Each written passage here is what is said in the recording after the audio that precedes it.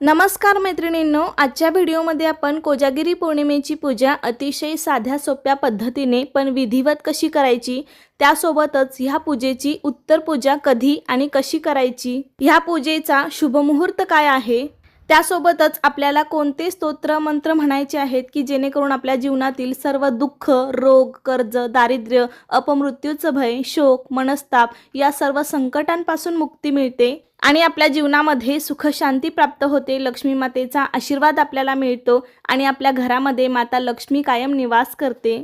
तर यासाठी आपल्याला कोणता मंत्र म्हणायचा आहे अशी संपूर्ण माहिती तुम्हाला मी या व्हिडिओमध्ये देणार आहे। त्यासाठी व्हिडिओ शेवटपर्यंत पहा, जास्तीत जास्त लोकांपर्यंत शेअर करा आणि चॅनलवरती नवीन असाल तर सबस्क्राइब करायला विसरू नका। लगेच आपण व्हिडिओला सुरुवात करूया।